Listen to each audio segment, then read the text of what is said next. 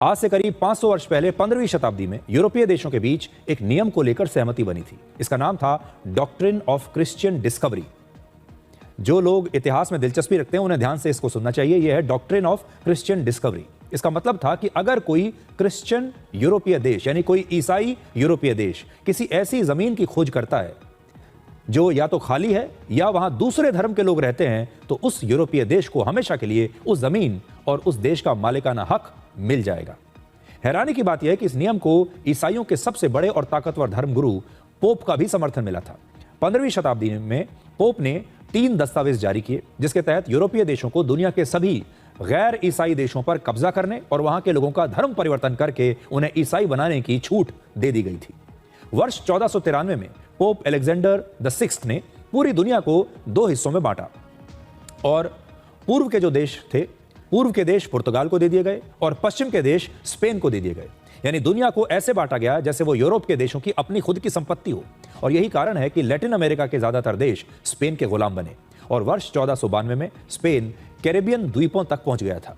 वर्ष 1498 में पुर्तगाल के वास्को डी गामा भारत के केरल के कालीकट बंदरगाह पर पहुंचे थे। ये आपने इतिहास में पढ़ा होगा। और अगले कुछ वर्षों में भारत के पश्चिमी तट के कई इलाकों जैसे गोवा, बॉम्बे और कालीकट में पुर्तगाल का कब्जा हो गया था, क्योंकि पुर्तगाल के लोग एक नाव में बैठकर यहां पहुंचे और उन्होंने देखा कि यह गैर ईसाई देश है, उनकी नाव यहां पर पहुंच चुकी है और उन्हें पूरा अधिकार है इस जमीन पर कब्जा करने का। एक और दिलचस्प बात यह कि जिस जमीन पर लाखों लोग हजारों वर्षों से रह रहे थे, अगर वो लोग गैर ईसाई धर्म के थे तो उस जमीन को भी खाली मान लिया गया था।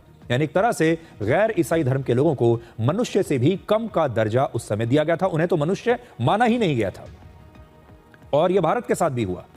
वर्ष 1770 में जब ब्रिटेन के एक नाविक और एक्सप्लोरर जेम्स कुक ऑस्ट्रेलिया पहुंचे तो उस समय वहां पर पहले से ही लाखों लोग रह रहे थे जो लगभग 60,000 वर्षों से ऑस्ट्रेलिया में रहते थे, लेकिन वो लोग गैर ईसाई थे। इसलिए उस जमीन को भी खाली मानकर यह जमीन ब्रिटेन के राजा के अधीन मान ली गई। और वर्ष 1776 में जब अमेरिका आजाद हुआ तो उसने भी डॉक्ट्रिन ऑफ क्रिश्चियन डिस्कवरी को अपने कानून का हिस्सा बना लिया और इस कानून के तहत अमेरिका में रहने वाले यूरोप के लोगों को अमेरिका के मूल निवासियों की जमीन पर कब्जा करने का कानूनी हक मिल गया।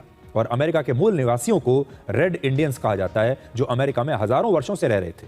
अमेरिका की तरह ऑस्ट्रेलिया, न्यूजीलैंड और कनाडा में भी कानून बनाए गए और लाखों मूल निवासियों को उनके पूर्वजों की जमीन खाली करने के लिए मजबूर किया गया। आज इन सभी देशों में मूल निवासी जो हैं वहां के, या तो वो खत्म हो चुके हैं या उन्हें पूरी तरीके से अनदेखा कर दिया गया है, वो अल्पसंख्यक हो चुके हैं। अमेरिका के राष्ट्रपति ट्रंप जो बयान ग्रीनलैंड के लिए दे रहे हैं, यही बयान खुद अमेरिका पर भी लागू होता है। और ग्रीनलैंड पर सवाल उठाने से पहले अमेरिका को खुद अपना इतिहास भी ध्यान